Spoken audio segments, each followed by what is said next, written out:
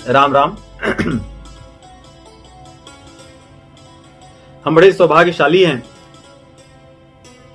कि जिन शास्त्रों का पठन पाठन करते हैं उन शास्त्रों का उद्देश्य यही होता है कि आप शांति को पालें सर्वत्र। यदि सब कुछ पढ़ने के बाद शांति न मिले तो शायद हम पढ़े ही नहीं, कहीं गलत भटक गए। पूरे संसार में सब लोग शांति प्राप्त करने में लगे हैं। कुछ लोग जान करके और कुछ लोगों को पता ही नहीं, लेकिन पाना वही चाहते हैं सभी। क्योंकि जब ये शांति मिल जाती है तो जीव का जो अन्य जो प्रयास है वो बंद हो जाता है। सांसारिक जो भाग दौड़ है वो बंद हो जाती है। जैसे जल है, जल को आप जहां भी छोड़ दोगे, जहां भी, उसका एक ही लक्ष्य होता है, समुद्र तक पहुंचना। घूम फिर करके वो अपने जो मुख्य स्रोत है वहां तक पहुंचता है और वहां पहुंच करके वो शांत हो जाता है। आपुर्यमाणम अचल प्रतिष्ठम, भगवत गीता दूसरे अध्याय का 70वां श्लोक है। 70। उसी प्रकार जीव है, जब तक वो शांति को प्राप्त नहीं कर लेता तब तक हलचल बनी रहती है। ये हलचल उसकी विचारों में हो सकता है, भावनाओं में हो सकता है, उसकी क्रियाओं में हो सकता है, उसके अन्यान्य प्रयासों में हो सकता है। जो भी वो कार्य करता है वास्तव में घूम फिर कर उस शांति को ही प्राप्त करना चाहता है। संसार में सब लोग लगे हैं लोगों के जीवन को सुखमय और शांतिमय बनाने के लिए। कुछ लोगों को यह नहीं पता कि शांति क्या है, परंतु प्रयास तो कर रहे हैं। सुख मिल जाता है परंतु शांति नहीं मिलती। सुख, सुविधा और शांति, ये तीन चीजें अधिकतर अपनी अज्ञानता के कारण हम तीनों को एक ही मान रखे हैं। ये तीनों भिन्न है। सुविधा तो बहुतों को मिल जाती है परंतु सुख उसमें से कुछ लोगों को मिलता है। आज संसार में सुविधाएं निरंतर बढ़ती जा रही हैं, प्रतिदिन बढ़ती जा रही हैं। बड़ी बड़ी संस्थाएं हैं, बड़ी बड़ी कंपनी हैं जो जीवों के लिए, मनुष्य के लिए सुविधाएं बढ़ाने का प्रयास कर रहे हैं। और उसी में से एक सुविधा है जिसके माध्यम से हम आप संवाद कर रहे हैं।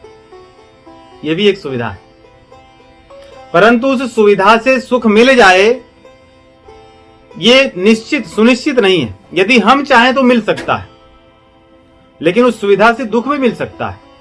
जैसे ये सुविधा है, हम यहां जुड़े हैं तो यहां पे आसानी से हमें सुख भी मिल रहा है, परंतु हम इसी सुविधा के माध्यम से कहीं और जुड़ जाएं तो हो सकता है दुख भी मिले। तो सुविधाएं मिलने पर सुख मिल जाए ये सुनिश्चित नहीं है, परंतु अपने विवेक का यदि प्रयोग करें तो सुविधाओं से सुख पाया जा सकता है। जैसे कोई व्यक्ति बीमार हो आजकल के युग में, तो विविध प्रकार की वैज्ञानिक जो आविष्कार हुए हैं उसके माध्यम से, उन सुविधाओं से उसको, उसके दुख को कम कर दिया जाता है, सुख दे दिया जाता है। जैसे किसी को बहुत पीड़ा हो, पेन किलर दे दिया जाए, उसकी पीड़ा का अनुभव उसे नहीं होता तो दुख कम हो गया, सुख मिलने लगा। परंतु शांति इन सुविधाओं और सुख से परे है। ये कई लोग बड़े अज्ञानता के कारण सोचते हैं कि उन्हें मिल गई, क्योंकि एक बार मिल जाने पर फिर ये कभी जाती नहीं है। जैसे होता नहीं कि अब मेरा ये काम हो गया, मुझे अब शांति मिल गई, अब मन शांत हो गया। अगर आपका मन शांत हो गया तो फिर से अशांत कभी नहीं होगा। मैं यहां पे ये चीज मैं प्राप्त कर लूं, मेरी संतान का विवाह हो जाए, इसको नौकरी मिल जाए, इसका व्यवसाय अच्छे से चलने लगे, और उसके बाद फिर इसके संतान हो जाए, फिर वे संतान सही मार्ग पर चलने लगे, मैं जहां जाऊं मेरी मान्यता बढ़ने लगे, तो मैं शांति मिलती है मुझे। यदि शांति एक बार मिल जाए तो पुनः उसकी आवश्यकता नहीं होती, क्योंकि वो फिर जाती नहीं। यम लब्ध्वा चापरम लाभम मन्यते नाधिकम ततः, एक बार प्राप्त हो जाने पर उससे बड़ा और कुछ नहीं होता, ऐसी मान्यता जीव की हो जाती है। फिर अन्य चीजों को प्राप्त करने के लिए वो प्रयास नहीं करता, सबको छोड़ देता है। वो शांति है। चाहते सभी हैं, दुर्लभ या विरले लोगों को मिली है। ऐसे करें, ऐसे सोचें हम कि हम एक नगर में रहते हैं। उस नगर के जहां हम रहते हैं, हमारे घर के दोनों तरफ दो नदियां बहती हैं। एक नदी में अमृतमय जल बहता है और दूसरी नदी में विषमय जल बहता है। लेकिन उस नगर में रहने वाले सभी लोग, जिनको भी हम देखते हैं, वे प्रारंभ से ही विष वाली जो नदी है वहीं जाते हैं, वहां से जल ले आते हैं और उस जल का सेवन करते हैं, और उसका जल सेवन कर करके वे सब बीमार रहते हैं। नगर में सभी लोग, थोड़ी बहुत कभी किसी को शांति सुख मिल जाए, बाद में फिर बीमार रहते हैं। और दूसरी तरफ कुछ लोग हैं उस नगर में, जो दूसरी तरफ नदी बह रही है अमृत वाली, वहां से जल लाया करते हैं और वे लोग शांति से रहते हैं। परंतु उस नगर के सभी लोग, क्योंकि दूसरों को देखते हैं कि अरे ये भी तो यही नदी से ले आता, मैं भी वहीं जाऊंगा, इस नदी में जाने वाले तो बड़े कम लोग हैं, इसलिए मैं वहां नहीं जाऊंगा। वैसे ही समझिए, ये संसार में सभी जीव शांति के मार्ग पर चलना नहीं चाहते, क्योंकि उन्हें उस मार्ग पर विश्वास नहीं है। क्योंकि जैसे नदी, विषमय नदी का जल और अमृतमय नदी का जल सेवन हम करेंगे, तो ऐसा नहीं कि तुरंत बीमार हो जाएंगे या तुरंत उसके लाभ को हम देखेंगे। जीवन चलता रहेगा और कभी कभी व्यक्ति इतना रोगी हो जाता है कि उसको अंतर भी नहीं पता चलता कि अच्छा क्या है बुरा क्या है। उसके लिए एक सामान्य हो जाता है। जैसे आप किसी व्यक्ति के जीवन में देखो, सुबह उठता है, उठने से लेकर रात तक सोने तक वो सदैव भागता रहता है, दिन भर काम करता रहता है। उसको ये भी नहीं पता कि वो किस लिए कर रहा है, उसका जीवन में लक्ष्य क्या है, वो कब तक करेगा, कितना करेगा और क्यों कर रहा है। परंतु वो करता रहता है, व्यस्त रहता है, अपने सारे जो उसके पास संसाधन है सबको लगाकर प्राप्त करता रहता है, क्योंकि उसने उसी को शांति मान रखा है, सुख मान रखा है। तो अज्ञानता के कारण भी हम अधिकतर उन चीजों को ही सुख या शांति मान चुके हैं जो वास्तव में नहीं है। व्यक्ति सुबह से उठ करके रात में सोने तक सदैव भागता रहता है, उसको लक्ष्य का नहीं पता। कभी उसके जीवन में 2 मिनट का भी विश्राम नहीं मिलता, परंतु उसे कोई ज्ञान ही नहीं है कि ये चीज मेरे लिए शांति में नहीं है, ये बड़ी कष्टकारी है। वैसे ही अज्ञानता के कारण जीव शांति से वंचित रहता है और शांति की खोज में उसको ढूंढते हुए सदैव फिरता रहता है। भगवान ने भगवत गीता के दूसरे अध्याय के 64 श्लोक से लेकर के 71 श्लोक में शांति के पूरे सूत्र को पिरोया है। उनमें से जो 64वां श्लोक है, इस श्लोक में भगवान ने सारी बातें कही हैं कि शांति जीव को क्यों नहीं मिलती, शांति क्यों नहीं मिलती, और फिर 71वें श्लोक में बताते हैं कि शांति कैसे मिलेगी। तो किन कारणों से नहीं मिलती और किन कारणों से मिलेगी, इसको हम देखेंगे। दूसरा अध्याय 64 श्लोक। राग द्वेष वियोक्तैस्तु विषयानिन्द्रियैश्चरन् राग द्वेष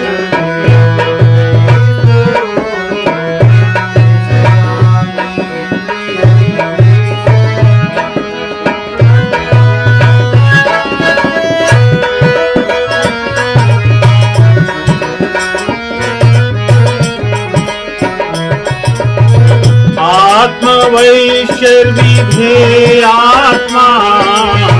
प्रसादमधिगच्छति।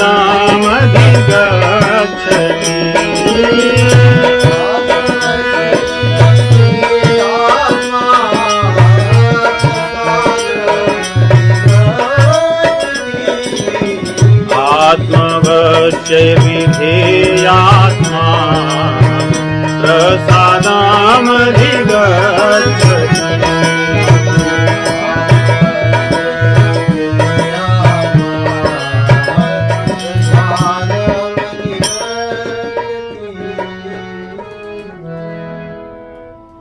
भगवान कह रहे हैं राग द्वेष वियुक्तैस्तु विषयान इंद्रियैश्चरन् आत्मवश्यैर विधेयात्मा प्रसादम अधिगच्छति। कि हमारे शरीर में इंद्रियां तो हैं, इंद्रियों को तो हम काट कर कहीं फेंक सकते नहीं। आंखें हैं तो संसार में देखेंगी ही, कान हैं तो सुनेंगे ही। उसी प्रकार जितनी भी हमारी कर्मेंद्रियां और ज्ञानेंद्रियां हैं वे अपने विषयों का सेवन तो करेंगी। जिह्वा है वो भोजन तो करेगी, रसना का स्वाद तो लेगी। तो क्या इन्हें छोड़ने के लिए तो भगवान नहीं कह रहे हैं, लेकिन भगवान कह रहे हैं विषयों के सेवन में राग द्वेष ये दो भावनाएं न हो। ये दो चीजें देखिए, राग द्वेष से ही सब संसार में लोग दुखी हैं। वास्तव में बड़े बड़े धन वाले क्यों दुखी हैं? उनको किस चीज की कमी है? राग द्वेष। तो यदि हमें जब तक राग द्वेष लेकर के संसार में अपने काम को करेंगे, यह सुनिश्चित है कि शांति कभी नहीं मिल सकती। हम कुछ भी प्राप्त कर लें। और इसका निष्कर्ष भगवान निकालते हैं कि शांति मिलेगी कैसे। दूसरे अध्याय का 71वां श्लोक, विहाय कामान्यः सर्वान् पुमान् शरति निःस्पृहः।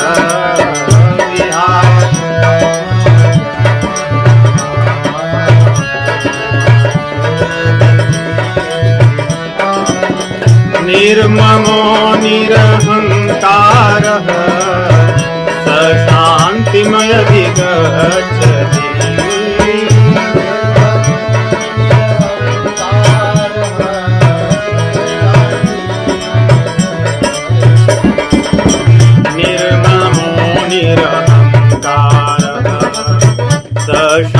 शांतिमयधिगच्छति।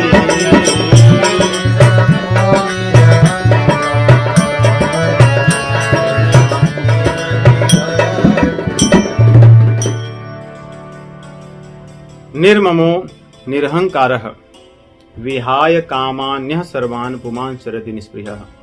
भगवान कहते हैं स्पृहा से रहित होकर और कामनाओं का त्याग करके,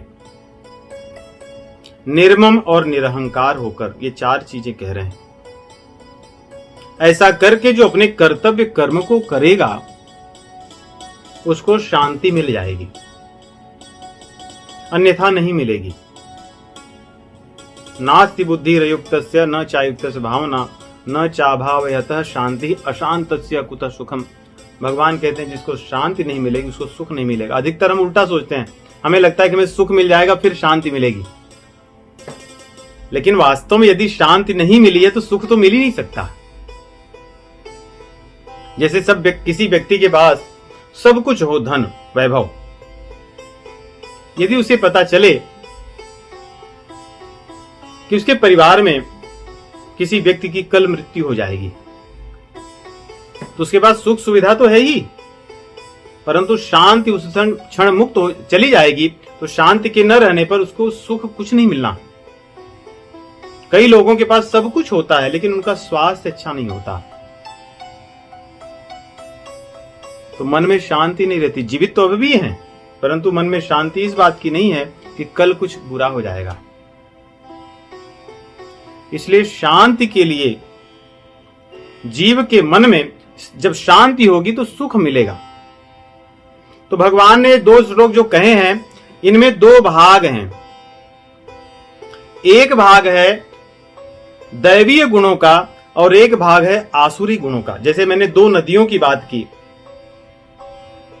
एक नदी में दैवीय गुण चल रहे हैं, बह रहे हैं, और दूसरी नदी में आसुरी गुण हैं। हम यदि दैवीय गुणों की नदी में उसके जल को पिएंगे तो हमारे जीवन में शांति ही रहेगी। हो सकता है सुख या सुविधाएं कम हो, परंतु शांति तो रहेगी। और जो आसुरी गुण वाली नदी है, उस नदी के जल को जब पिएंगे तो हमारे जीवन में सुख और सुविधा हो सकती है, आवश्यक नहीं कि होगी, हो सकती, परंतु शांति तो हो ही नहीं सकती। क्योंकि जहां दैवीय गुण है वहां हमारे प्रभु विराजमान है, वहां प्रभु का रस है, आनंद रस है। और जहां आसुरी गुण है वहां भोग रस है, विषय रस है। विषय रस में कभी भी सुख या शांति नहीं हो सकती। इसको हम समझेंगे एक बड़े सरल उदाहरण से। हम सब श्री रामचरितमानस में नारद मुनि की कथा जानते हैं, भगवान के परम प्रिय, ऐसे प्रिय कि उनकी निर्बाध गति है भगवान के धाम तक। जिन प्रभु को पाने के लिए बड़े बड़े ऋषि मुनि करोड़ों जन्मों तक यत्न करते हैं, उसके बाद यदि भगवान उन्हें मिल जाएं तो भगवान की कृपा। परंतु नारद मुनि ऐसे हैं जिनकी निर्बाध गति भगवान के धाम तक है, किसी भी क्षण। तो नारद मुनि जब यात्रा करते हुए सुंदर रम्य जगह को देखते हैं तो उनके मन में जप करने की इच्छा उत्पन्न होती है। और दक्ष के श्राप के कारण वे कहीं एक स्थान पर रुक नहीं सकते थे। दक्ष मुनि ने श्राप दिया था क्योंकि उनके पुत्रों को उन्होंने ऐसी शिक्षा दी कि पुत्र हुए और वे सब वैराग्य मार्ग पर चले गए। एक बार हुआ तो चलो ठीक है, दूसरी बार भी उन्होंने यही कर दिया। दक्ष को क्रोध आया, उन्होंने श्राप दिया कि तुम कहीं ठहर ही नहीं सकोगे कुछ समय तक, तो आप किसी और के घर को नहीं बिगाड़ोगे, मेरा तो तुमने जो करना था तो कर ही दिया। उनके श्राप के कारण वे सदैव घूमते ही रहते हैं, परंतु जब सुंदर रम्य स्थान पर पहुंचते हैं तो भगवान का जब स्मरण किया उन्होंने, तो जो श्राप का प्रभाव था वो रुक गया और उनके मन में समाधि लग गई। गोस्वामी जी लिखते हैं, सुमिरत हरि श्राप गति बाधी, सुमिरत हरि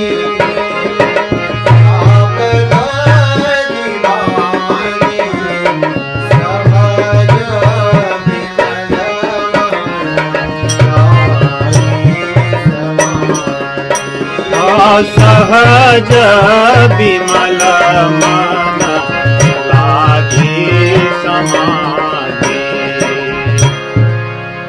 सहज विमल मन लागे समाधि, उनको समाधि लग गई। क्यों? सुमिरत हरि ही श्राप गति बाधी। भगवान के मार्ग में यदि हम चलें तो श्राप इत्यादि उनका जो प्रभाव है हम पर काम नहीं करता, प्रभु की कृपा से छूट जाता है। नारद जी के साथ ऐसा हुआ।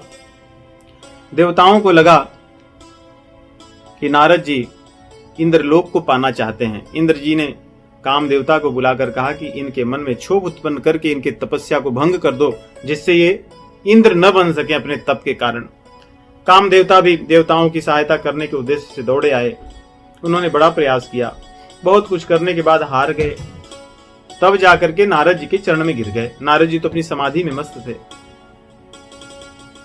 अब यहां से देखिए समस्या आरंभ होती है।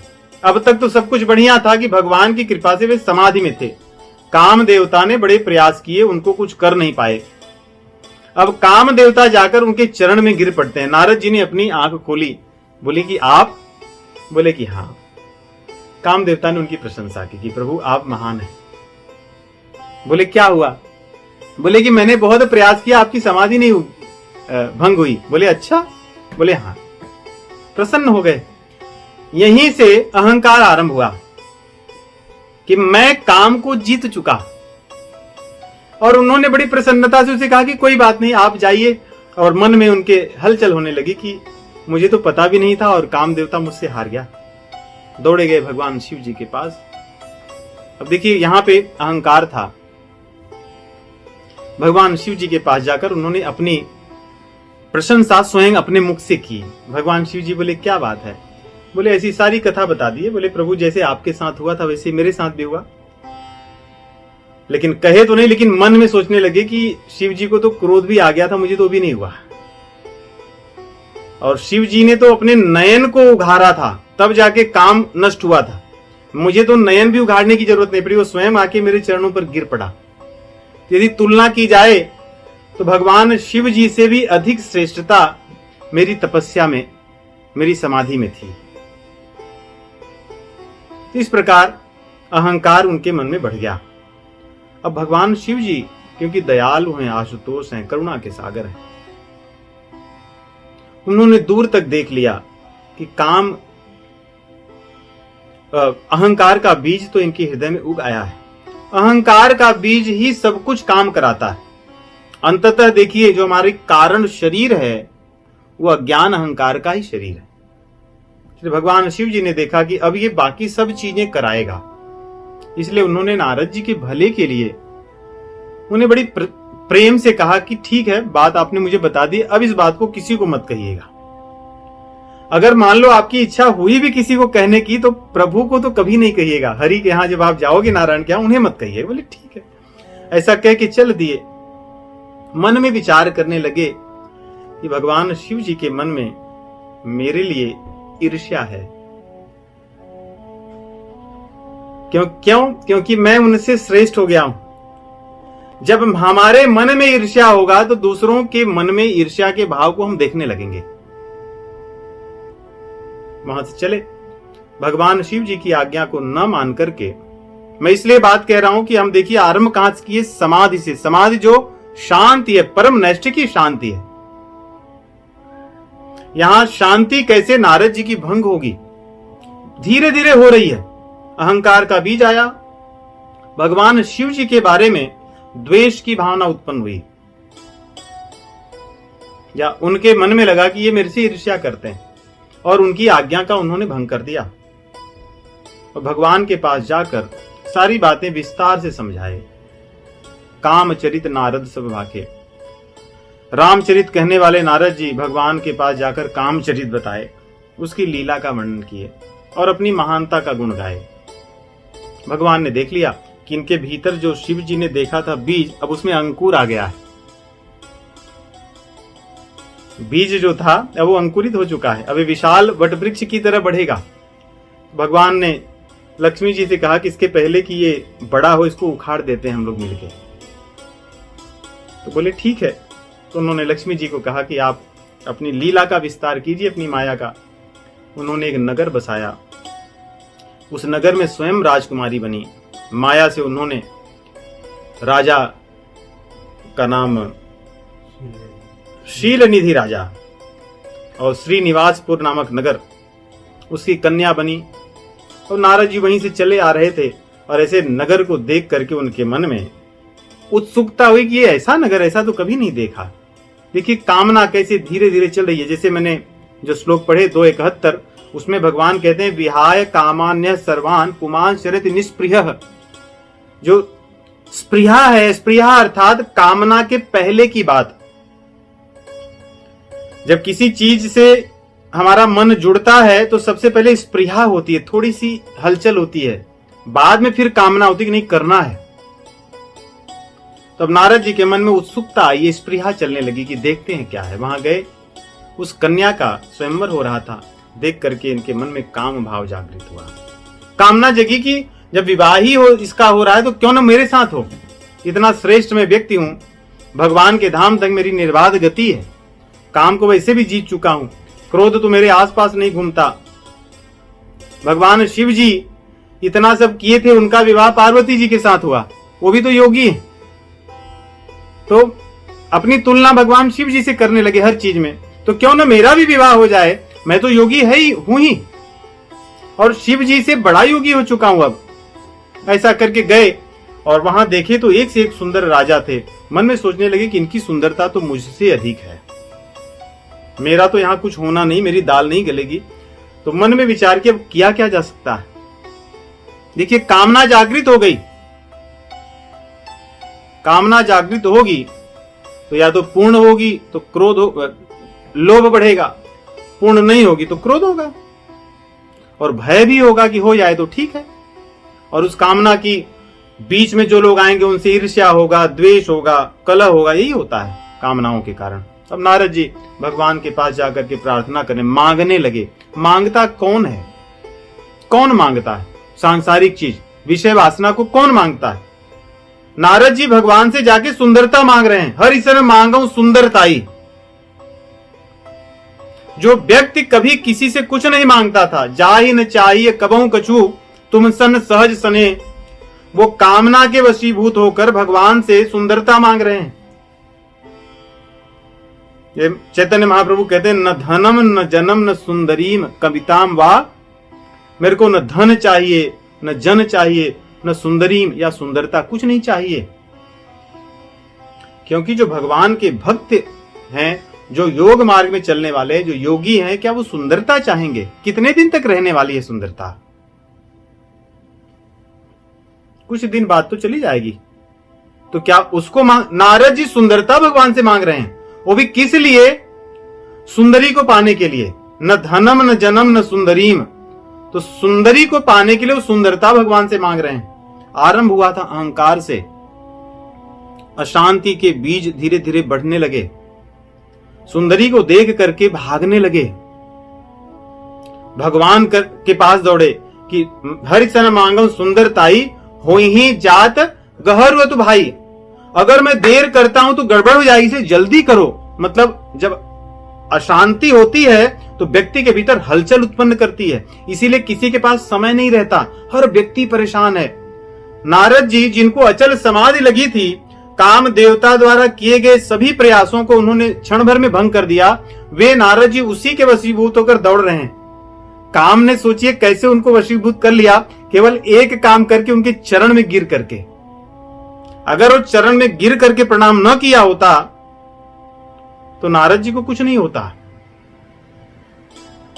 इस प्रकार कामनाएं कहां से आती हमें नहीं पता। जैसे जल होता है, वायु होती है, कहीं ना कहीं से रास्ता तो बना ही लेती है, वैसे ये कामनाएं हैं, ये रास्ता तो बना लेती है। यदि हमने कोई भी एक छोटी सी भी कहीं, कहते हैं कि छिद्र रखा हुआ है बचा करके, बस वहां पर्याप्त है। जो नारद जी अचल समाधि में थे, वे दौड़ रहे हैं भगवान के साथ और ऐसे सोच रहे हैं कि अब तो देर हो जाएगी, प्रभु कब मिले। भगवान भी कम कौतुकी नहीं है। कई बार ऐसे लोगों की इच्छाएं बड़ी जल्दी पूरी करते हैं, क्योंकि उनको आगे भगवान को भी धैर्य नहीं है। जैसे यहाँ गोस्वामी जी ने, आज हमने भजन में गाया कि श्री रघुवीर धीर हितकारी, लेकिन कभी कभी भक्तों के साथ आनंद लेने में भगवान भी अपना धैर्य छोड़ देते हैं। तो भगवान अपने धाम में न रह करके वो भी दौड़े कि मैं तुम्हें रास्ते में ही मिलूंगा। तो रास्ते में ही देख करके भगवान से मांगने लगे कि प्रभु बस जल्दी एक काम कीजिए कि अपना रूप दे दीजिए, मुझे अपना हरि रूप दीजिए। भगवान बोले ठीक है जाओ, हरि रूप तुम्हें मिल गया। देखिए जब अहंकार होता है, कामना होती है, आवृतम ज्ञान में तेना, जो कामना है ज्ञानियों के ज्ञान को भी ढक लेती है, ज्ञान को नष्ट कर देती है।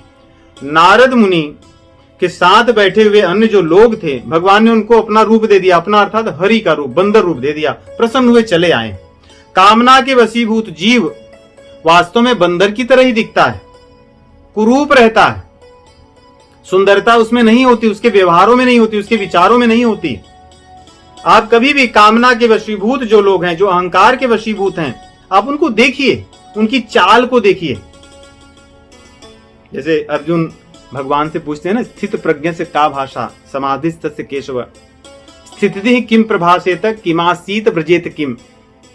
कि भाई योगी आदमी चलता कैसे है, बैठता कैसे है, बोलता कैसे है, वैसे अहंकारियों का भी होता है। वो चलते कैसे, उनकी चाल को देखिए आप, उनकी भाषा को देखिए, बोलते कैसे हैं और वो बैठते कैसे हैं। आप इस बात को ध्यान से देखिए, अपनी चाल को भी देखकर, अपने बैठने के ढंग को देखकर, अपनी भाषा को देखकर हम अपना भी अध्ययन कर सकते हैं, यदि भगवत कृपा हो कि हमारे भीतर भी वो बीज है कि नहीं।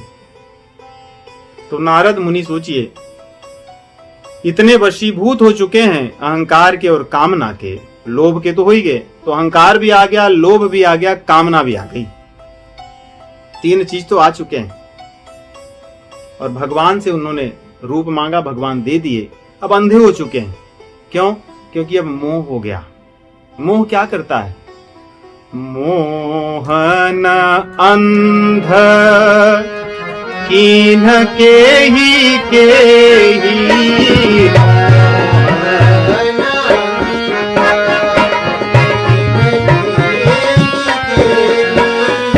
प्रभुता न चावन को जग काम न चावन। मोहन अंध कीन्ह केहि। प्रश्न है कि मोह ने किसको अंधा नहीं किया? धृतराष्ट्र कितना सौभाग्यशाली था, उसके साथ रहने वाले लोग भीष्म पितामह जैसे महाजन थे, लेकिन शरीर से नहीं, वो बुद्धि से ही अंधा था, इसलिए उसको कुछ पता नहीं चला। तो यहां पे नारद जी अब मोह के वशीभूत ऐसे हो गए कि वो बंदर हो चुके, उन्हें पता नहीं है कि मैं बंदर हो चुका हूं। सोचिए, ये कौन कर सकता है? ये तो सामान्य मूर्ख व्यक्ति भी जानता है कि उसका मुख कैसा दिख रहा है, लेकिन ऐसे अंधे हो गए हो और बैठे हैं सभा में, स्वयंवर में, उस सुंदरी के, और बड़ी प्रसन्नता से उनकी आकांक्षाएं तो देखिए। नहीं, आदमी की आकांक्षाएं, कहते नहीं कि स्काई इज द लिमिट, तो आज नारद मुनि के लिए स्काई इज द लिमिट बनी हुई है। अपना वदन देखें तो मरकट बदन भयंकर ते ही, बंदर का वदन उनका चेहरा है। और इच्छा कैसी है कि इस विश्व सुंदरी ये मुझको आकर के माला जयमाल पहनाएगी। ये अंधापन नहीं तो क्या है? और क्या वहां पे शांति बैठे थे? जप तप कछु न होय तेहि काला, जप छूट गया तप छूट गया, हे विधि मिलई कवन विधि वाला। ऐसी अशांति मन में व्याप्त हुई कि यही था, जब छूट गया तब छूट गया, सारी चीजें छूट गई। मन में बस यही चल रहा है अशांति कि प्रभु कैसे ये मुझे मिल जाए, कैसे मेरा इसके साथ विवाह हो जाए। और बैठे कैसे हैं सभा में अशांत होकर के, बार बार उकसा रहे हैं। गोस्वामी जी लिखते हैं कि बार बार उकसाते हैं, अर्थात थोड़े खड़े हो जाते हैं, थोड़े आगे बढ़ जाते हैं कि आप जो विश्व सुंदरी हो, इतना दूर इतना समय क्यों लगा रहे हो? इतने लोगों को देखने की आवश्यकता क्या है? मैं यहां हूं, इसलिए उकसा रहे हैं, खड़े होते हैं, हाथ बढ़ाते हैं और थोड़े आगे अपनी कुर्सी को खींच ले आते हैं, फिर बैठ जाते हैं कि कोई क्यों नहीं मुझे देख रहा है। सोचिए, नारद मुनि जैसे व्यक्ति जिनको इतनी अचल समाधि थी कि काम देवता कुछ नहीं कर पाया, हार कर चले गया, वो व्यक्ति उसी के वशीभूत नाच रहा है। को जग काम नचावन तेहि, नाच रहे हैं कि नहीं? जहां बैठे वहां पर भी नाच रहे हैं। तो इस प्रकार यदि हम देखें तो अहंकार आ गया, काम आ गया, लोभ आ गया, मोह आ चुका है। अब आगे क्या होता है? जब पता चल गया, वो विश्व सुंदरी आई, इनके पास से आगे निकल गई और जाकर के वहीं प्रभु भी अपना एक रूप धारण करके बैठे थे, उनको जयमाल पहना दिया उसने। अब नारद जी के तो क्रोध आ गया, ईर्ष्या होने लगी, व्याकुलता बढ़ गई। क्रोध में जाकर पास में सरोवर था, वहां पहुंचे, सोचे कुछ मुंह धो लूं, पसीने छूट रहे थे। और उनके साथ में वहीं पे बैठे हुए 2 भगवान शिव जी के गण भी थे। कथा का विस्तार में नहीं कर रहा हूं क्योंकि इसको हमने सुना। वे इनके ऊपर हंस रहे थे। इन्हें भी नहीं पता चला कि लोग मुझ पर हंस रहे हैं, क्योंकि वो दोनों गण इनके साथ साथ ही आगे पीछे घूम रहे थे। जहां जहां जाते मांगने के लिए वहां भी वो जाते, जहां बैठे थे वहां वो भी बैठे थे। जब सरोवर के पास गए, वे भी गए, बोले मुनि जी अपने चेहरे को तो देख लीजिए एक बार। जब चेहरे को सरोवर में देखे तो पता चला कि मैं बंदर हूं। जब सब जगह से जीव हार जाता है, जो कामना के वशीभूत होता है, तो कभी दूसरों की बात को सुन लेता है, और सुन करके जब उसको अपनी गलती पता चलती है तो वो क्या करता है, वो कभी भी अपना आत्मावलोकन नहीं करता, वो किसी को ढूंढता है कि किसके ऊपर मैं अपने सारी गलतियों को आरोपित करूं, मेरे सारे दुख जितने हैं उनको किसी एक के ऊपर मुझे ठिगड़ा फोड़ना है। तो नारद जी ने भगवान को चुना कि जो भी मेरे साथ ये हुआ है ये सब आपका किया धरा है, मेरा कुछ नहीं। सोचिए, न तो तुमने भगवान शिव जी की बात मानी, न तो तुमने अपनी साधना, जो तुम्हारे विचार थे, सिद्धांत थे, उस पर तुम अडिग रहे। तुमने भगवान से विशेष रूप से यह नहीं कहा कि आप मुझे अपने जैसे एकदम सुंदर बनाइए, आपने कहा कि हरि रूप चाहिए, तो भगवान ने भी आपको हरि रूप दे दिया। आप ये भी नहीं सोचे कि अच्छा मैंने प्रभु से हरि रूप कहा था तो हरि मतलब बंदर भी होता, तो भगवान ने तो गलती नहीं की। गलती का आरोप आप दूसरे में लगा रहे हो, यही द्वेष है। द्वेषी आदमी सदैव आरोप दूसरों में लगाता है। किस में लगाता है? जिससे द्वेष होता है। नारद को भगवान से द्वेष क्यों है? क्योंकि नारद का चेहरा बंदर का है और भगवान का चेहरा अति सुंदर है, उनकी सुंदरता का कोई उपमा नहीं है। इसलिए दौड़े जा रहे थे भगवान के पास। भगवान भी बोले कि मैं भी अधीर हूं तुम्हें शिक्षा देने के लिए, चिंता मत करो। भगवान भी उसी कन्या के साथ जैसे विवाह का जोड़ा हो, वर कन्या दोनों चले आ रहे हैं, और वही जयमाल जो पहनाई थी वही जयमाल पहने वहां राजकुमारी है, और वहां प्रभु भी विराजमान है, खड़े हैं सामने। देखते ही थी नारद जी को ऐसा लगा कि मैं क्या लूं और इनके सिर पर फोड़ दूं, लेकिन कुछ है नहीं उनके पास। उनके होंठ फड़फड़ाने लगे। देखिए, क्रोध आ गया। केवल एक बचा हुआ है, मत्सर्य। काम, क्रोध, लोभ, मोह, मद सब आ चुके, केवल मत्सर्य बचा है, वो भी आएगा। जब भगवान को देखते हैं कि जिस कन्या के साथ मुझे विवाह करना। दूसरी चीज ऐसे देखिए कि नारद जी भगवान के परम भक्त हैं, लक्ष्मी जी उनकी मां हैं। व्यक्ति इन कामनाओं के वशीभूत होकर के वो मर्यादा को भी भूल गया, उनको नहीं पहचान पाया। उन्हीं के साथ विवाह करने के लिए वो परेशान है।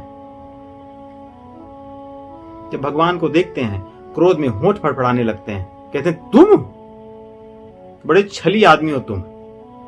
अब भगवान को छली बता रहे हैं।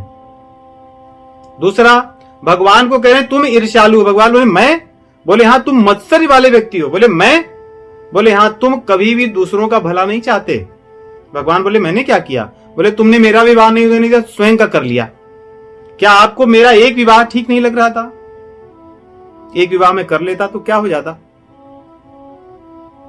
आप तो इतने सारे विवाह सर्वत्र करके बैठे हो। भगवान को कहने लगे। अब देखिए, मत्सर्य यही है। ईर्ष्या, द्वेष, मत्सर्य तीनों का यहां पे जो श्राप रूप में भगवान को कहते हैं तुमने इतने सारे विवाह किए, एक विवाह मुझको नहीं करने दिया तुमने। ये क्या है? यही द्वेष है, यही ईर्ष्या है, क्योंकि तुम्हारा ऐसा हो रहा, मेरा ऐसा क्यों नहीं हो रहा है? मेरा भी हो। तुमने इतने विवाह किए, एक मेरा होना चाहिए। आगे कहते हैं कि तुम बड़े, क्योंकि तुम्हारे पास शक्ति है, मैं तो दूसरे के अधीन हूं, तुम दूसरे के अधीन नहीं हो, तुम्हें भी दूसरे के अधीन होना चाहिए। ये क्या है? ये ईर्ष्या है कि अगर मैं उतना नहीं कर पाया तो आप भी मत करो, आपकी भी हानि हो।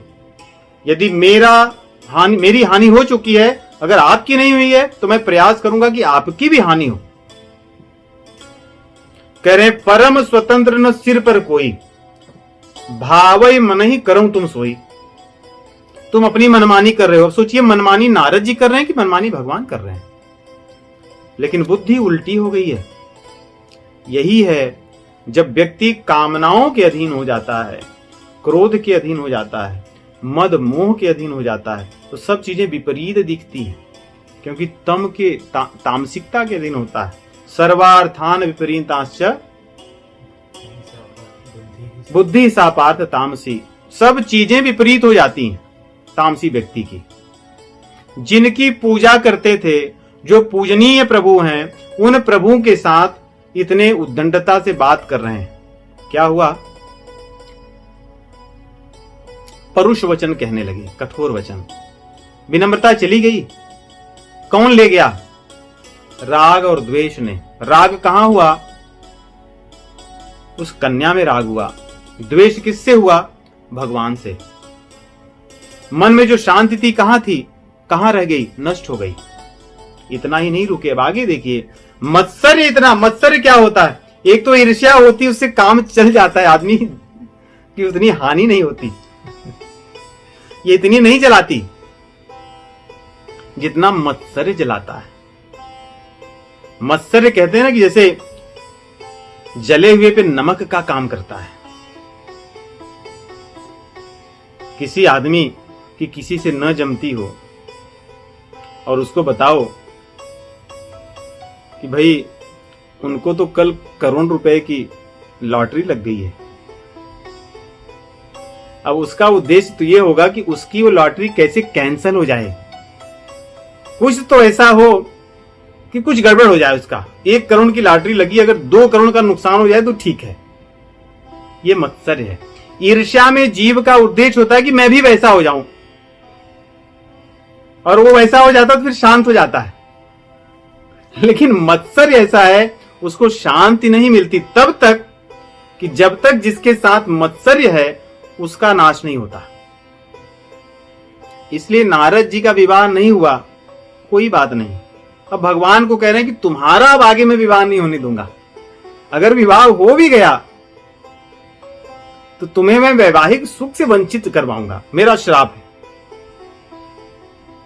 जाओ, मेरा तो तुमने विवाह ही रोक दिया, अब मैं तुम्हारा विवाह करवा दूंगा। करवाने के बाद मैं तुम्हें तुम्हारी पत्नी से वियोग करवाऊंगा, तब देखो कितना मजा आएगा। आरंभ कहां से हुआ? क्या नारद के मन में कोई शांति रह गई? जिन नारद के मन में सहज विमल मन लाग समाधि, सहज रूप से समाधि लगती थी, प्रयास नहीं करना होता था, जिनका मन विमल था। देखिए, इस कथा को मैंने इसलिए लिया कि इस कथा में सभी सूत्र हैं। अहंकार है, कामना है, लोभ है, मोह है, क्रोध है और अंत में मत्सर्य है। ये जो 6 परिवार हैं कामादि के, काम, क्रोध, लोभ, मोह, मत्सर्य, ये 6 इसमें दिखते हैं। और 6 का काम क्या है? इसने जीव के भीतर की शांति को नष्ट कर दिया है। और किसकी शांति? कोई सामान्य जीवों की नहीं। नारद मुनि जैसे भगवान के अनन्य भक्त जो सदैव शांति में ही रहते थे, शांति में ही रहते हैं, उनकी शांति भंग हो गई, नष्ट हो गई। क्यों? क्योंकि उन्होंने उस नदी के जल को पिया जो विषयों से भरा है। उस नदी के जल को त्याग दिया जिसमें शांति रूपी अमृत में भगवत प्रेम बहता है, समाधि बहती है, योग बहता है। यदि हमें जीवन में शांति चाहिए, दूसरे रास्ते नहीं हैं। कई बार ऐसे मन में होता है कि नहीं, थोड़ी थोड़ी 1-2 बाल्टी में पानी लाकर यहां इस नदी से पीता रहूंगा जो विषय वाला है, बस ये 2 बाल्टी पी लूं, फिर उसके बाद तो शांति हो ही जाएगी। नहीं होगी, क्योंकि उससे जो तृप्ति होती है वो कुछ समय के लिए होती है, और नैष्ठिकी तृप्ति या शांति नहीं होती। इसको और भी बड़े सुंदर ढंग से गोस्वामी तुलसीदास जी ने जो बात भगवान यहां पे कहे हैं कि विहाय कामान्य सर्वान पुमांस चरित निष्प्रिय निर्ममो निरहंकार स शांतिम अधिगच्छति। इसी का विस्तार गोस्वामी तुलसीदास जी श्री रामचरितमानस के उत्तर कांड दोहे 121 में करते हैं। जैसे किसी व्यक्ति के शरीर में पीड़ा हो, रोग हो, तो कभी भी शांति से नहीं बैठ पाएगा, पीड़ा में होगा, कष्ट में होगा, रोएगा, अशांत होगा। ये बाहर की शरीर है, उसका हम उपचार कर लेते हैं तो ठीक रहता है। उसी प्रकार हमारा सूक्ष्म मन है, यदि मन में बीमारी होगी तो जब तक उस बीमारी का उपचार नहीं होगा तो शांति कहां से मिलेगी? क्योंकि शांति तो मन में मिलती है, नहीं? देखिए, सुख शरीर से मिलता है, शांति मन से मिलती है। जैसे रोग रहने पर शरीर में सुख नहीं होता, वैसे ही मन की बीमारियां रहने पर मन में कभी शांति नहीं हो पाती। शरीर स्वस्थ हो सकता है, सब कुछ, इसलिए हम देखते हैं संसार में लोगों के पास क्या नहीं है। जो बड़े बड़े धनवान लोग हैं, यदि इनके जीवन को हम देखें, सभी सुख सुविधाओं से संपन्न है ये, परंतु यदि देखें तो बड़े अंदर से गरीब हैं, क्योंकि शांति नहीं। एक तरह का खालीपन है, क्योंकि जहां पर शांति होनी चाहिए वो स्थान खाली है, वैक्यूम है, वॉइड है वहां पर। गोस्वामी तुलसीदास जी बताते हैं, कई प्रकार के मानसिक रोग हैं, यदि इन रोगों का उपचार हो जाए तो बड़ी अच्छे से शांति मिल सकती है।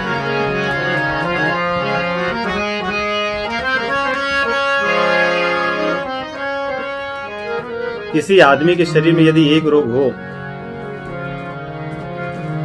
उतना ही पर्याप्त है जीवन को नष्ट करने के लिए। और यदि वो सैकड़ों रोगों से ग्रस्त हो और उपचार भी न करे तो उसका कुछ नहीं किया जा सकता। वैसे ही जो हमने नारद जी के उदाहरण से समझे कि काम, क्रोध, लोभ, मोह, मद, मत्सर, ईर्ष्या, द्वेष, ये कितने रोग हैं।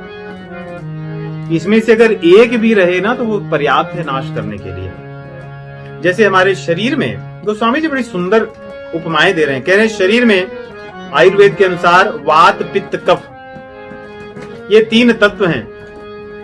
ये तीनों तत्वों के संतुलन बने रहने से ये शरीर स्वस्थ होता है। यदि इनमें संतुलन बिगड़ जाए तो शरीर बीमार हो जाता है, अस्वस्थ हो जाता है। देखिए, वात, पित्त, कफ, इनको नष्ट नहीं किया जा सकता। उसी प्रकार काम, क्रोध, लोभ, इनको नष्ट नहीं कर सकते, क्योंकि लोभ की भावना है तभी तो हम अध्यात्म में भी आते हैं। हमारी कामना है तभी तो प्रभु की सेवा करते हैं। और कभी कभी क्रोध से लाभ भी होता है, जैसे हनुमान जी ने भी क्रोधित तो किया था। कभी कभी हमारे गुरु हम पर क्रोध तो करते हैं, हमारे माता पिता हम पर क्रोध करते हैं कि नहीं करते? उससे हमारा लाभ ही होता है। और माता पिता क्रोध करते हैं, उनका भी लाभ होता है, क्योंकि उससे संतान का लाभ होता है। गुरु क्रोध करते हैं, उनको भी अच्छा लगता है कि चलो मेरा शिष्य सुधर गया है। तो इनको नष्ट तो नहीं किया जा सकता, परंतु इनका संतुलन बना सकते हैं। संतुलन कैसे? जैसे ऐसे सोचिए, लोभ 24 घंटा चढ़ा रहता है सिर पर।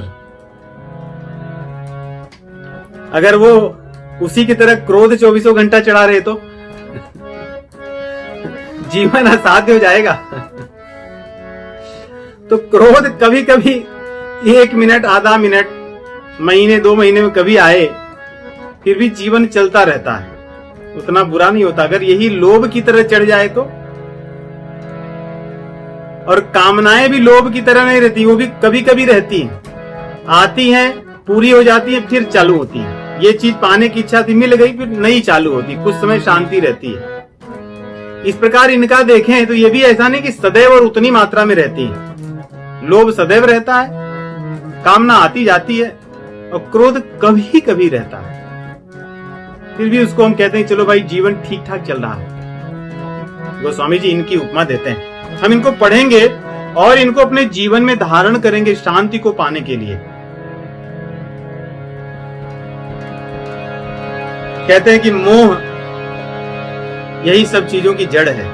मोह अर्थात अज्ञानता, ज्ञान न हो तब। जैसे जीव को ज्ञान नहीं होता इसलिए सारी चीजें करता है। मोह सकल व्याधिन कर मूला, तेहि ते पुण्य उपजहि बहुशूला।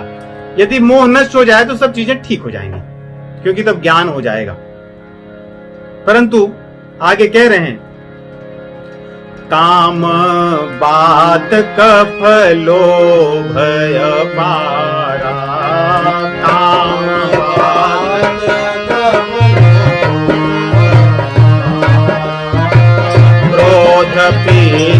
नित छाती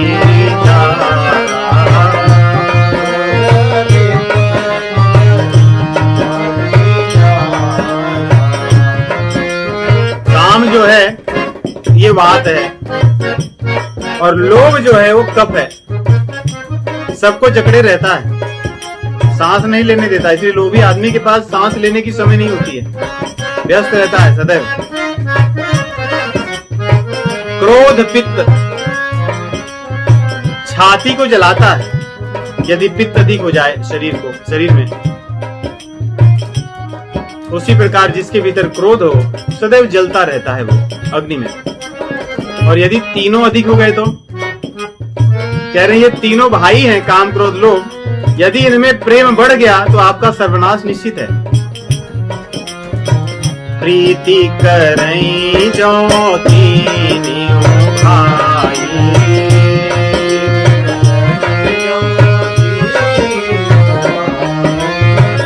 उपजहि सान्य पात दुखदाई।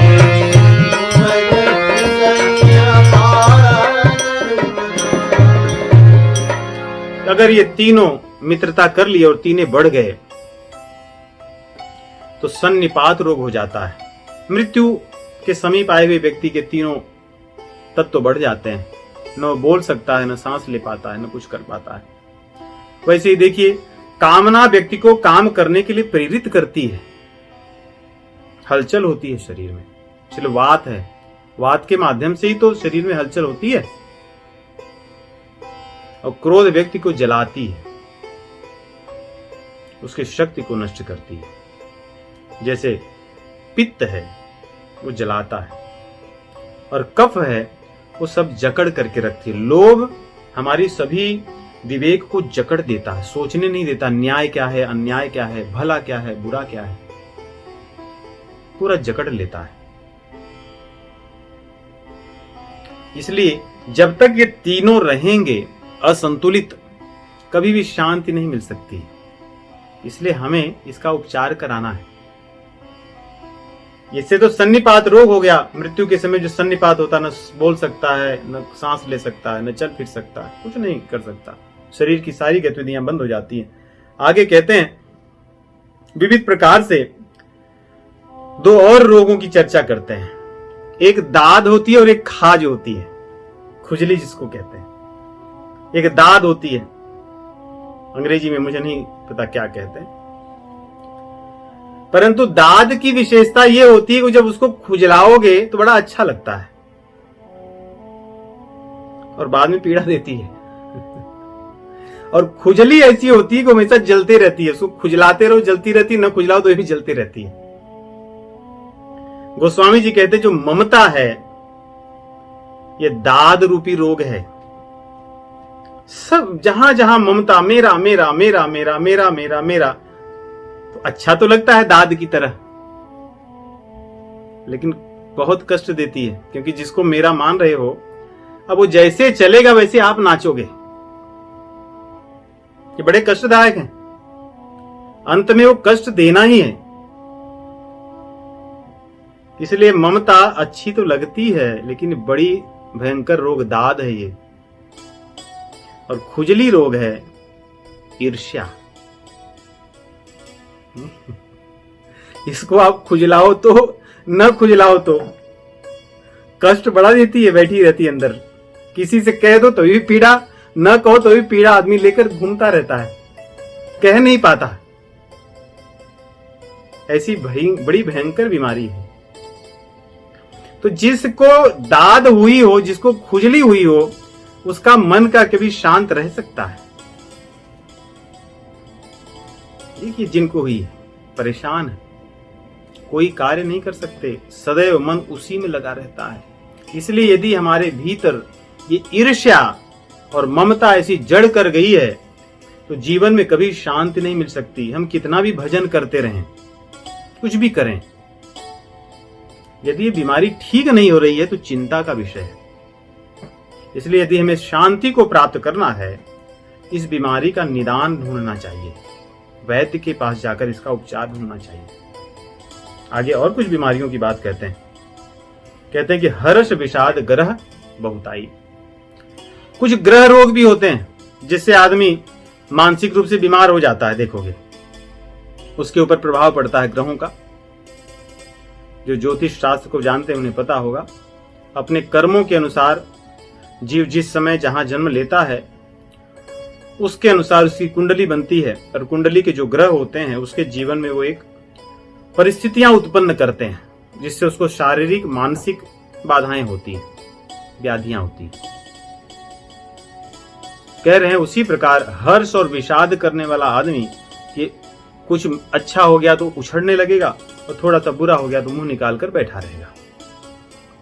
ये चीज ऐसे ही हो अनुकूल तो उसको आनंद आएगा, थोड़ी सी प्रतिकूल हुई तो झल्ला करके परेशान रहेगा।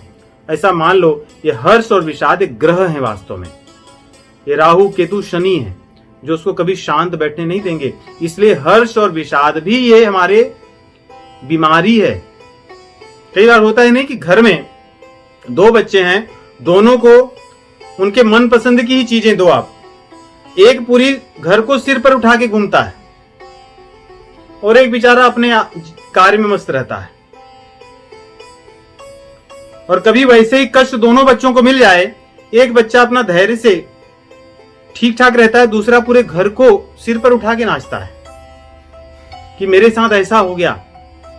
ये हर्ष विषाद है, ये भी मानसिक रोग है। जो इनसे इतना प्रभावित होता हो उसके जीवन में शांति कभी नहीं आ सकती, वो सदैव अशांत होगा।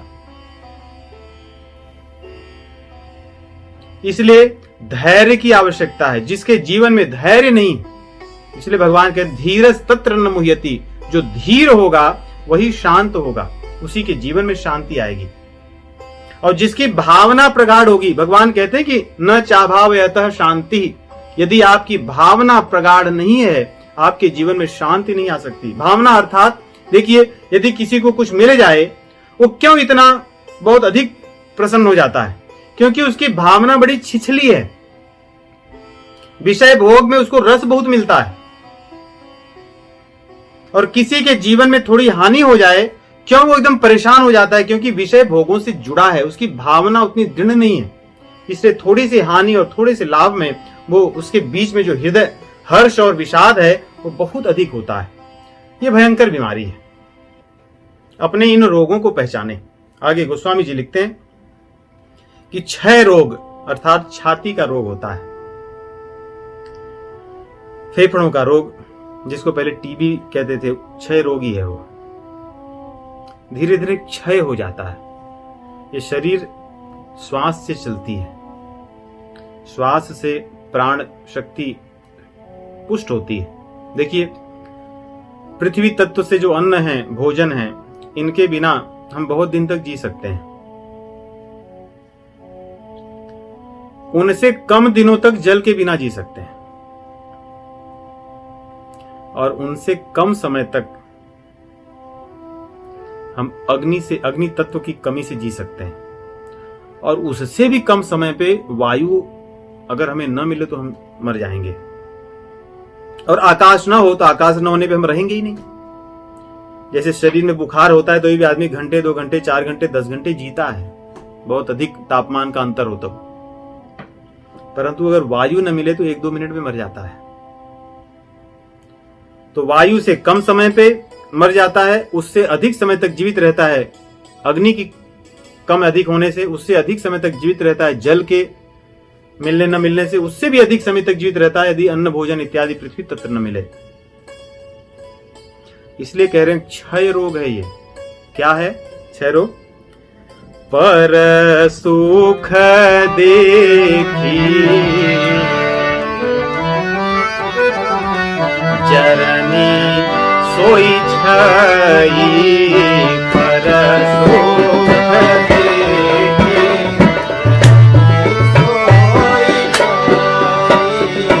दुष्ट दुष्टता मन कुटिल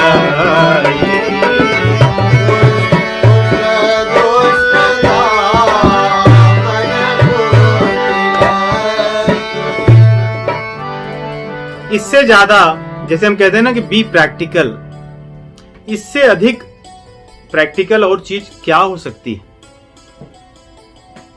रामचरितमानस में जो गोस्वामी जी ने, इससे अधिक प्रैक्टिकल क्या हो सकता है? पर सुख देखि जरनि सोई छई। शांति को प्राप्त करना है तो पर दुख दुख, पर सुख सुख देखे पर। दूसरों के दुख को देखकर दुखी होना, न कि दूसरों के सुख को देखकर दुखी होना।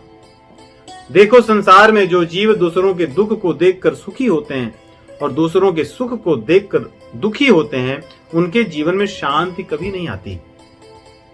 यही सब सिद्धांत हैं, मूल मंत्र हैं। हम सेमिनारों में देखते हैं, यही चीजों को बताते हैं। गोस्वामी जी कह रहे हैं, दूसरों के सुख को देख करके जो दुख होता है वही क्षय रोग है, वही टीबी का रोग है। और कुष्ठ रोग क्या है? मन की कुटिलता। मन की कुटिलता यही है, किसी से बातें छिपाना, छल पूर्वक बात करना, हर बात में दूसरों पर संशय करना, दूसरों को बुरा समझना, अपनी भावनाओं को श्रेष्ठ समझना, दूसरों को नीचा दिखाना, यही कुटिलता है मन की। कोई कुछ कहे तो सीधा, अरे मैं जानता हूं तो झूठ बोलते हैं, सब फालतू चीजें। कोई कुछ अच्छी बात, ओ मैं तो जानता हूं, ये तो मुझे पता है। ये कुटिलता है, सरलता नहीं। सरल व्यक्ति क्या करता है? किसी की बात को सुनता है प्रेम से और अपने भीतर मनन करता है।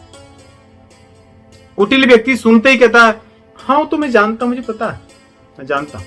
ये कुटिलता है, यही कुष्ठ रोग है। क्या ये कभी ठीक से रहने देता है? और ये ऐसा रोग है, दूसरों को भी ग्रसित करता है, दूसरों के जीवन को भी नष्ट करता है। इसलिए कुष्ठ रोग, मन की कुटिलता जब तक होगी, जब तक सरल स्वभाव नहीं होगा मेरा मन में, दूसरों के प्रति सम्मान। देखिए, ईर्ष्या से छुटकारा पाना, दूसरों के दुख को देखकर सुखी होना, दूसरों के सुख को देखकर दुखी होना, इस भावना से छुटकारा पाना, मन की कुटिलता को नष्ट करना। इसके उपाय क्या हैं? दूसरे के गुण की प्रशंसा करना, इसको कीजिए, यही उपचार है। ये तो रोगों की चर्चा हम कर रहे हैं, उपचार क्या है? जिन लोगों को हम जानते हैं उनके गुणों की चर्चा करें, उनके गुणों को गाएं, उनसे मिले तो और न मिले तो उनके गुणों की बात करें, कृतज्ञता का भाव हो, तभी ये रोग नष्ट होंगे, अन्यथा ये रोग नष्ट नहीं होने वाले हैं। और आगे कह रहे हैं, ये सब तो ठीक है, अहंकार की चर्चा कर रहे हैं। अहंकार यति दुखद डमरुआ, दंभ कपट मदमान निहरुआ। डमरुआ रोग होता है जिसमें शरीर के भाग फूल जाते हैं, शरीर में सूजन आने लगती है और फिर व्यक्ति भारी हो जाता है, चल फिर नहीं पाता। और मद, मान और दंभ, ये नेहरुआ रोग हैं। नेहरुआ रोग नसों के रोग को कहते हैं, या शरीर के, जब कहते हैं कि व्यक्ति का संतुलन खोने लगे, उसको नेहरुआ रोग कहते हैं। तो कह रहे हैं कि दंभ क्या होता है? दंभ में आदमी जो जैसा वो दिखना नहीं चाहता, कुछ और ही बात बताना चाहता है, मैं ऐसे हूं। ये रोग तो बाद में आते हैं, लेकिन इसके पहले अहंकार आता है। अहंकार अति दुखद डमरुआ, सबसे दुखदाई यही है। अब इसको हम देखते हैं कि अहंकार क्या, कैसे दुखदाई है। यदि मान लीजिए कोई व्यक्ति मंदिर जा रहा है, मंदिर में पहुंचता है, किस लिए? शांति को पाने के लिए, कि मंदिर में जाऊंगा, भगवान के दर्शन करूंगा, उनके सामने बैठ करके कीर्तन सुनूंगा, नाम का जप करूंगा, उनके दर्शन को करूंगा, स्मरण करूंगा, उनकी दिव्य स्वरूप को अपने हृदय में बैठाऊंगा। बहुत धनवान व्यक्ति है और दुनिया की सबसे कीमती गाड़ी को लेकर मंदिर में पहुंचता है और मंदिर में गाड़ी पार्क करवा करके मंदिर में बैठ करके ध्यान में लग जाता है, बड़े आनंद में। और जब मंदिर में जा रहा था तो इस भाव से उसकी चाल ऐसी थी कि लोग तो देख ही रहे हैं कि किस गाड़ी से मैं उतरा हूं। ये तो कई मिलियन की गाड़ी है, कस्टमाइज्ड है, लोग सब देख रहे हैं। किस भाव से जा रहा था, लोग ये भी सोच रहे हैं कि इतने बड़े धनवान व्यक्ति भी भगवान के धाम में दर्शन करने आए। वहां जाता है और ध्यान करके बड़े प्रसन्नता से निकल करके छाती चौड़ी करके आता है, और सामने यदि पता चले कि जिस नई गाड़ी को लेकर वो गया था उस गाड़ी को किसी ने तोड़ दिया है और उस गाड़ी की उसके पास इंश्योरेंस भी नहीं है, क्योंकि उस गाड़ी को वो अपना मान रहा था, उस गाड़ी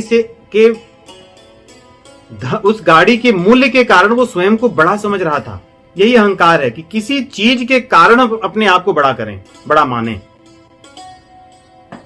कि मैं बहुत धनवान हूं, मैं बहुत ऐश्वर्यवान हूं। उसका अहंकार उस समय क्षीण हो जाएगा, जो उसके भीतर शांति थी वो नष्ट हो जाती है, क्योंकि उस शांति को वो अहंकार के बल पर पाना चाहता था।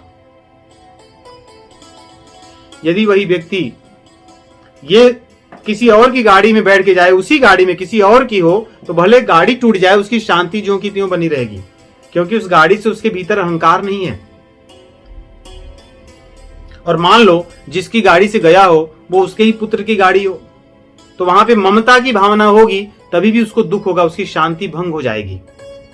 परंतु किसी अन्य व्यक्ति की हो, मान लो किसी और की गाड़ी में बैठो तो गाड़ी टूट जाए, जो हो जाए उसको, क्योंकि न तो ममता है न तो अहंकार है, इसलिए उसके भीतर जो शांति थी वो बनी रहेगी। तो जब हमारे भीतर ममता का, अहंकार का, इनके जो रोग आ जाते हैं, तो ये रोग हमारे जीवन में कभी भी शांति नहीं रखने देते, ये हमें अशांत कर देते हैं। इनको हम पहचानें, संसार की वस्तुओं से अपने आप को बड़ा न माने, ये सदैव नहीं रहने वाली है, ये हमें अशांति ही देंगी। आगे गोस्वामी जी कहते हैं, उदर तृष्णा उदर वृद्धि अति भारी। जैसे पेट में रोग हो जाता है, जल बढ़ जाता है, पेट में बहुत पानी भर जाता है, तो सब कुछ बंद हो जाता है व्यक्ति का। वैसी तृष्णा है, जब भूख बढ़ जाती है संसार की, तो अन्य कितनी भी चीजें हम खाएं वे और भी रोग ही पैदा करती हैं। नहीं, जैसे किसी की तृष्णा, पेट में रोग हो जाए, जल वृद्धि हो जाए, जलंधर रोग हो जाए, तो जो भी खाएगा रोग तो बढ़ना ही है। वैसे तृष्णा, जिसके अंदर भूख बड़ी है, वो आदमी न्याय अन्याय इत्यादि नहीं देखता, लोभ के वशीभूत हो जाता है, और लोभ के वशीभूत होकर के पुनः उसी चक्र में आता है। इन रोगों के कारण वो मारा जाता है। तो अन्य और भी रोगों की बात गोस्वामी जी कहते हैं, परंतु वे सब इन्हीं मुख्य रोगों में आ जाते हैं। काम, क्रोध, लोभ, यदि इनको ही हम नियंत्रित कर लें तो बाकी सब चीजें हमारी नियंत्रित हो जाएंगी। और इनको नियंत्रित करने के गोस्वामी जी बहुत से, देखिए उनकी दृढ़ बड़ी निश्चय है, इसलिए कहते हैं, कई बार हम लोग क्या करते हैं कि मैं जप कर रहा हूं, मैं तप कर रहा हूं, मैं इतना व्रत कर रहा हूं, मैंने ये अनुष्ठान कर लिए। वो कह रहे हैं इससे इसका कुछ होना नहीं भैया, क्योंकि जप करके भी कभी कभी अहंकार ही बढ़ेगा, तप करके भी अहंकार बढ़ेगा, व्रत अनुष्ठान करके व्यक्ति कुछ पाना ही चाहता है। नहीं, व्रत अनुष्ठान बड़े बड़े यज्ञ वगैरह होते हैं, पाने के लिए तो होते हैं। जब पाने के लिए, तो फिर वही नारद वाली दशा होगी कि पाने के लिए उन्होंने आरंभ किया था और अंत में क्या पाए। तो इस प्रकार कहते हैं कि इन चीजों से तो नहीं जाना है ये रोग, तो फिर जाएगा कैसे? उसमें दो चीजें बताते हैं, एक औषधि खानी होगी और दूसरा कुपथ्य का त्याग करना होगा, जिसको बोलचाल की भाषा में परहेज कहते हैं। यही विधि भले ही सो रोग नसाई, नाहित जतन कोटि नहीं जाही। कहते हैं इस प्रकार जो मैं बता रहा हूं इसी से रोग जाएगा, और नहीं तो रोग मिटने वाला नहीं है। और रोग नहीं मिटेगा तो आपके मन में कभी शांति होने वाली नहीं है। किस विधि से रोग जाएगा? कह रहे हैं, सदगुरु वैद्य। आप वैद्य के पास जाइए, सदगुरु के पास, और वैद्य के पास हम विश्वास करके जाते हैं। वैद्य बताए आपकी नाड़ी पकड़ करके, या आजकल की भाषा में कहें कि आपका ब्लड रिपोर्ट और इत्यादि देख करके बोले कि आपको इन चीजों की कमी हो, आप बोलोगी मैं नहीं मानता, आई डोंट थिंक सो, मेरे मन में ऐसा नहीं लग रहा है कुछ और बात है। फिर क्या करोगे? इसलिए कह रहे हैं वैद्य के पास जाए तो उसकी बात को विश्वास तो करे। सदगुरु जब आपको कहें कि भैया तेरे को तो इतना बुखार चल रहा है, इतने दिनों से क्या कर रहा था, आया नहीं, तेरा तो काम बढ़ा, तेरी तो वात बढ़ा है, पित्त बढ़ा है और कफ भी बहुत बढ़ा है, इतनी तेरे खुजली पूरे शरीर में फैल गई, तू कहां था इतने दिनों तक। सदगुरु बचन वैद विश्वासा, सदगुरु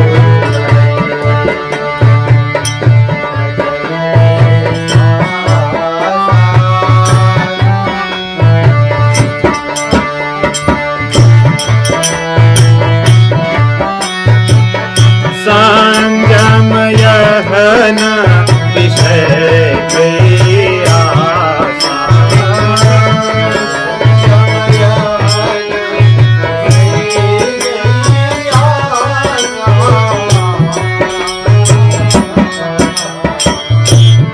कह रहे हैं कि संयम यह न विषय के आशा। जब उसके पास आप चले गए हो, विश्वास करके, आपकी नाड़ी देख करके, आपकी रिपोर्ट देख करके जब वो बताएंगे, तो विषय की आशा न करना वहां पर, यही संयम होगा। क्योंकि जब हम डॉक्टर के पास जाते हैं तो बड़ी कठिनाई होती है, कठिन होता है, बहुत सी चीजें बताते हैं, ये करना है, ये नहीं करना है, ऐसे उपचार होगा आपका।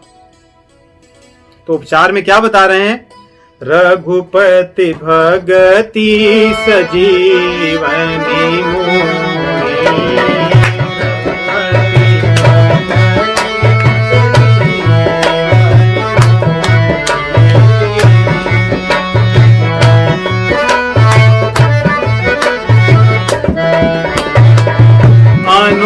अनुपान श्रद्धामति पूरी, अनुपान श्रद्धामति पूरी,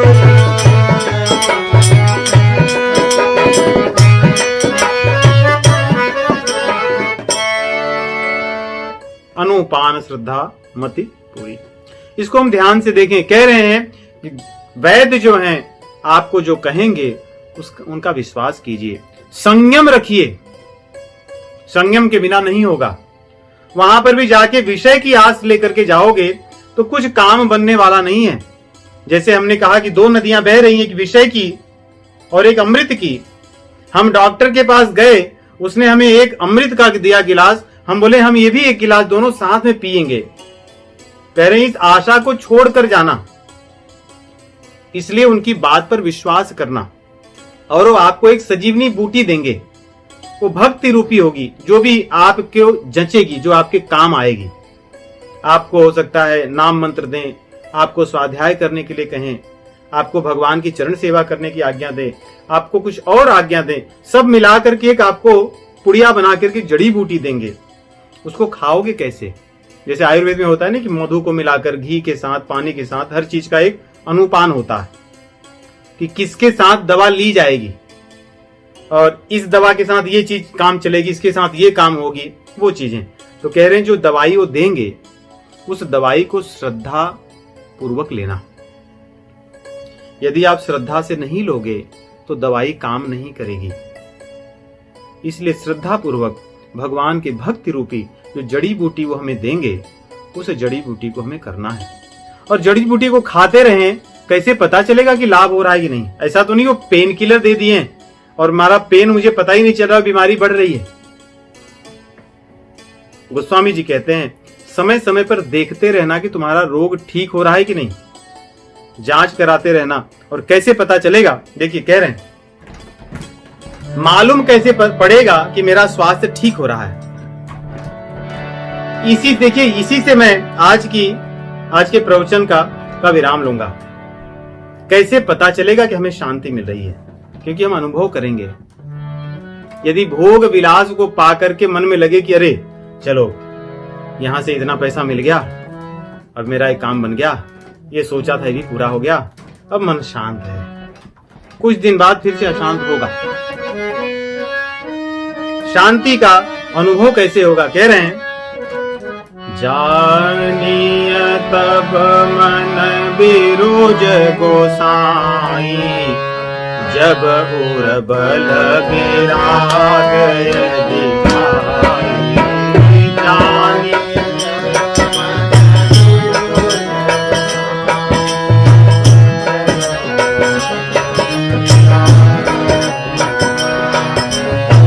सुमति क्षुधा बाढ़ै नित नारी, विषय आस दुर्बलता।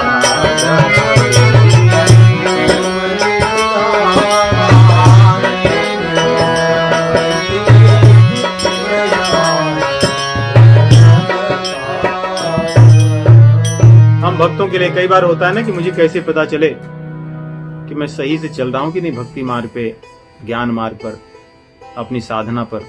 यही लक्षण है, इसको ही ध्यान में रखें कि हमारे भीतर क्या वैराग्य का भाव होता है कि नहीं मन में। जैसी आसक्ति पहले थी, ये कर लूं, वो पालूं, ऐसे कर लूं, वैसे कर लूं, इनसे आगे बढ़ जाऊं, इसी पे जाऊं, ईर्ष्या था, द्वेष था, क्या वो कम हो रहा है कि नहीं? ये कौन देख सकता है? चिंतन करें, मेरे भीतर ईर्ष्या है ये कौन बताएगा? कोई और या स्वतः देखेंगे बैठकर? मेरे भीतर लोभ इतना बढ़ा हुआ है कि मैं चैन से सो भी नहीं पाता। न्याय अन्याय धर्म अधर्म में कुछ नहीं देखता। कर्तव्य अकर्तव्य से मुझे कुछ लेना देना नहीं। ये कौन देखेगा? स्वयं देख सकते हैं। यदि ये चीजें हमारे भीतर परिवर्तित होने लगी, मन में इस प्रकार की भावना आने लगे, तो अर्थात वो दवाई मैं सही ले रहा हूं, मेरी बीमारी कम हो रही है।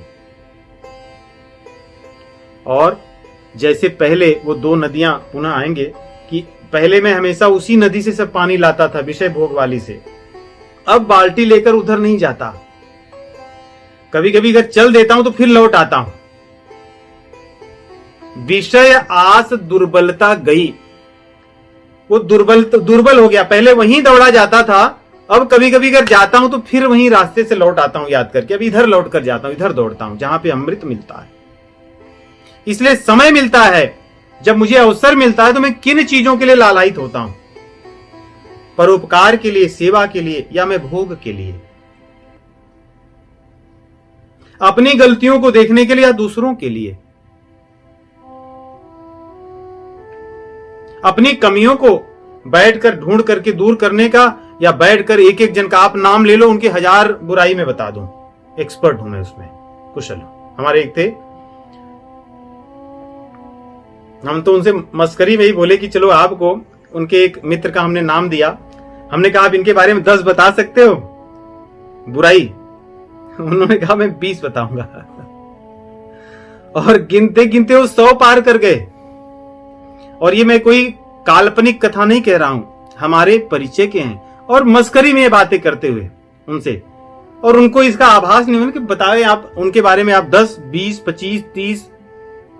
धन्य हैं ऐसे लोग, धन्य। तो अगर हमें कोई ऐसा कहे तो हम ढूंढते फिर हमें न मिले, या अगर ऐसी भावना हमारे भीतर आने लगे, अर्थात हमारी जो साधना है वो ठीक चल रही है। और आगे कहते हैं सुमति क्षुधा बाढ़ई नित नई। ये बात ध्यान रखें। देखिए, हम सब जब भी अध्यात्म मार्ग में लगते हैं, हम कैसे भी हो, हमारे भीतर परिवर्तन तो होता है, निश्चित रूप से होता है। आप किसी को भी देख लीजिए, कोई व्यक्ति कैसा भी हो, भगवान के मार्ग में लग जाता है जब, उसके भीतर परिवर्तन तो होता है। लेकिन यहां पे कहते हैं कि परिवर्तन जो होता है उसी पे रुका न रहे। सुमति क्षुधा बाढ़ई नित नई। 1 वर्ष पहले मेरी ये बुराइयां कम हो गईं। कई बार ऐसा फिर मुझे अभिमान हो जाता है, अरे मेरा देखिए, पहले मैं ऐसे था, अब मैं तो सत्संग में आने से मेरा ऐसा वैसा हो गया, आप नहीं देख रहे मेरा। फिर से बीमारियां और भी गाढ़ी बन, जैसे क्रॉनिक डिसीज होती है ना, पुरानी बीमारी हो भयंकर, फिर से वो बीमारी और भयंकर बनकर के आएगी। इसलिए गोस्वामी जी कह रहे हैं कि हम सदैव देखें कि पिछले दिनों से आज मेरे भीतर की जो बीमारी थी कम हुई है कि नहीं है। ऐसा ना हो कि मुझे लगे कि हाँ पिछले महीने तो मैं ठीक था, अब फिर से 1-2 महीने ऐसे करूंगा, बीमार रहूंगा, और फिर से आगे देखूंगा क्या होता है। पिछले 3 महीने मैंने किसी की भी बुराई नहीं, किसी से नहीं लड़ाई किया, न तो झगड़ा किया, न तो कलह किया, न तो किसी की निंदा की। हाँ ये महीना है, 1 महीने में कर लूंगा, फिर एकादशी से 2 हफ्ते छोड़ दूंगा। कहते वो तो बीमारी नहीं है, बीमारी जा नहीं रही है, वो तो बीमारी धीरे धीरे बढ़ ही रही है, क्योंकि संस्कार बढ़ रहा है और सत्संग के प्रति श्रद्धा आपकी कम हो रही है। क्योंकि श्रद्धा होती तो आप बीमारी को छोड़ देते। देखिए, ये बीमारियां दूर करने का अपने हाथ में ही है, सब कुछ अपने हाथ में है। कौन हमको रोका है कि हम किसी की प्रशंसा न करें? सोचिए, कौन रोका है? और कौन हमारे कनपटी पे बंदूक लगाकर खड़ा है कि 20 बुराई इसकी करो, इससे ईर्ष्या करो, इससे द्वेष करो, इससे मत्सर्य की भावना बढ़ाओ, इससे राग करो, द्वेष? कोई नहीं कहा है, हम स्वयं कर रहे हैं। इसलिए हम शांति को प्राप्त नहीं हो रहे हैं। विहाय कामान्यः सर्वान् पुमान् चरित निष्प्रियः निर्ममो निरहंकारः स शांतिम अधिगच्छति। जब तक हम इन चीजों को नहीं छोड़ेंगे, भगवान का वचन है, वो शांति को कभी प्राप्त नहीं कर सकता, कभी नहीं। क्योंकि शांति भगवान का स्वरूप है। भगवान कह रहे हैं मुझे प्राप्त करना है तो ये दूसरी विषय वाली नदी से जल लेना छोड़ दो और जहां मैं बता रहा हूं वहां से जल भरा करो और वहां से आनंद में रहा करो। इन्हीं शब्दों के साथ एक चौपाई गाएंगे और आज विराम लेंगे। निंदा, इसकी चर्चा हमने तो मुख्य रूप से नहीं की, लेकिन इन सभी चीजों में आ जाती हैं। कामना के वशीन होने पे, ईर्ष्या के वशीभूत होने पे, द्वेष के वशीभूत होने पे, राग के वशीभूत होने पे निंदा तो हम करने लगते हैं। बड़ी भयंकर है, छोड़ दें इसको, क्योंकि ये हमें ले डूबेगी। सब कई निंदा जे जड़ करही, ते चमगादड़ होई अवतरही। चमगादड़ जो अंधेरे में रहता है वहीं देखता है। और ये बड़ी बड़ी तार्किक लगती है बात। क्यों? क्योंकि निंदा करने वाला व्यक्ति तामसी गुणों को ही देखता है दूसरे की, क्योंकि उसकी दृष्टि अंधकार में, अज्ञान में और तामसी वृत्तियों पे होती है। इसलिए उसका जन्म ऐसा होता है कि वो अंधकार में ही देखता है और प्रकाश में वो देख नहीं पाता। नहीं, तर्क के अनुसार सही है कि नहीं? इसलिए उसका जन्म ऐसा होता है कि भरे प्रकाश में उसको कुछ नहीं दिखता। क्यों? क्योंकि उसने जीवन भर यही किया कि दूसरों का इतना सुंदर गुण था, उसने कभी नहीं देखा। जो चीजें नहीं दिखती वही देख रहा था। सब कई निंदा जे जड़ करही, सब कई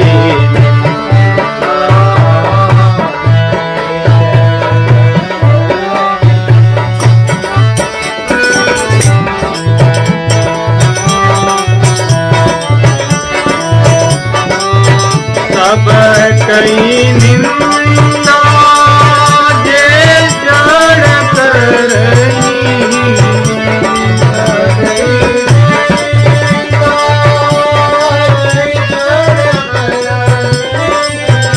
ते चमगा